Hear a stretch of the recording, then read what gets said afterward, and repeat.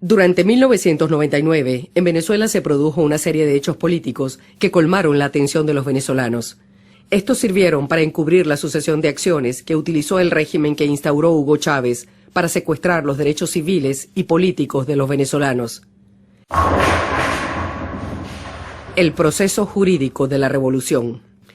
De la democracia representativa al Estado totalitario, bajo el manto de la democracia participativa, un golpe de Estado sui generis, perpetrado mediante vías de hecho de apariencia jurídica.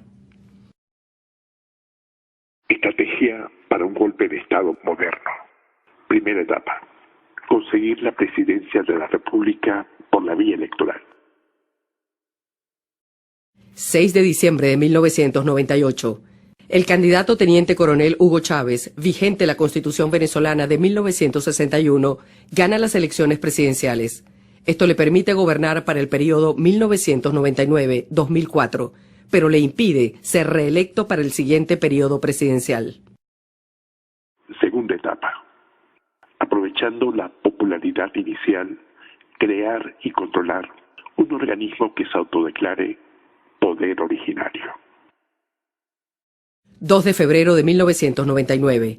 Al asumir la presidencia, el nuevo presidente, por decreto número 3, convoca un referendo para que el pueblo se pronuncie sobre la convocatoria de una Asamblea Nacional Constituyente, proponiendo las preguntas: ¿convoca usted una Asamblea Nacional Constituyente con el propósito de transformar al Estado y crear un nuevo ordenamiento jurídico que permita el funcionamiento de una democracia social y participativa?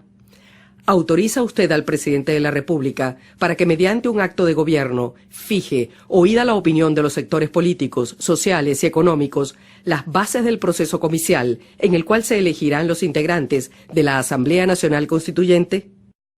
25 de julio de 1999.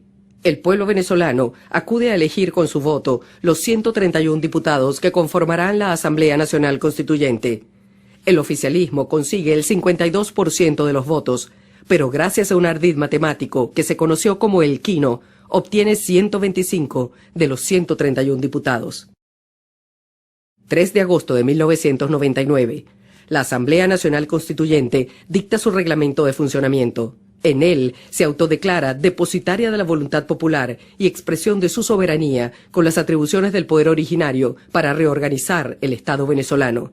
Y resuelve que podrá limitar o decidir la cesación de las actividades de las autoridades que conforman el poder público y que todos los organismos del poder público quedarán subordinados a ella y que en consecuencia están en la obligación de cumplir y hacer cumplir los actos jurídicos estatales que ella emane. Tercera etapa. Que el organismo que se autodeclaró poder originario desarticule los poderes públicos constituidos. Primero el Poder Judicial, para eliminar el control legal. Y luego al Poder Legislativo, para acabar con el control político. 8 de agosto de 1999. La Asamblea Nacional Constituyente aprueba el decreto para la reorganización del Poder Judicial. 9 de agosto de 1999. En un acto mediático, poniendo su cargo a la orden, el presidente de la República se subordina al autoproclamado poder originario de la Asamblea Nacional Constituyente. La Asamblea lo ratifica en el cargo. 12 de agosto de 1999. La Asamblea dicta el decreto mediante el cual se declara la reorganización de todos los órganos del poder público. En él se atribuye la potestad de disponer la intervención, modificación o suspensión de los órganos del poder público que así considere. 23 de agosto de 1999. La Corte Suprema de Justicia, por mayoría de los magistrados de su sala plena, en votación 8-7, fija posición a favor del decreto de reorganización del Poder Judicial, dictado por la Asamblea Nacional Constituyente.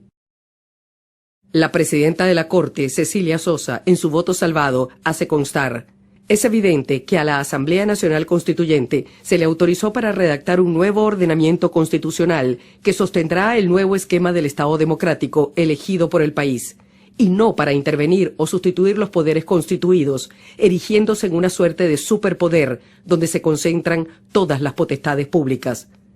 Sencillamente, la Corte Suprema de Justicia de Venezuela se suicidó para evitar ser asesinada. El resultado es el mismo: está muerta. 25 de agosto de 1999.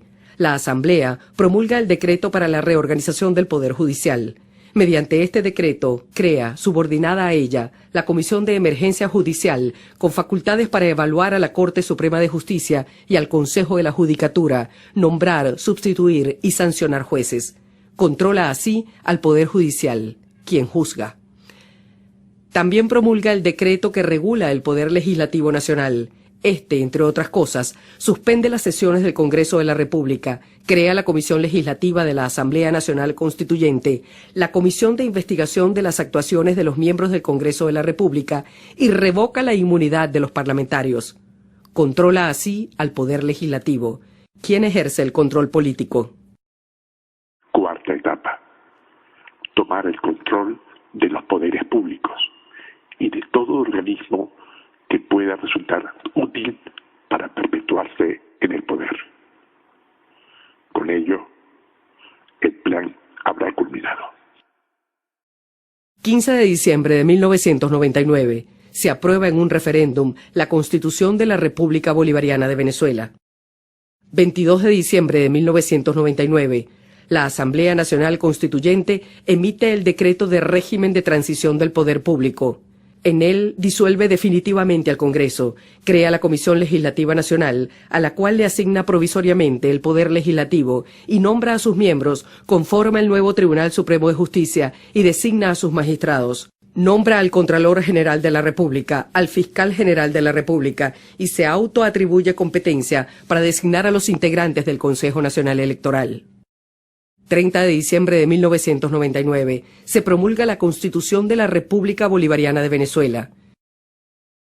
En el transcurso de su funcionamiento, la Asamblea Nacional Constituyente tomó para la llamada revolución el control del Poder Judicial, el control del Poder Legislativo, el control de la Contraloría General de la República, el control de la Fiscalía General de la República y el control del Consejo Nacional Electoral.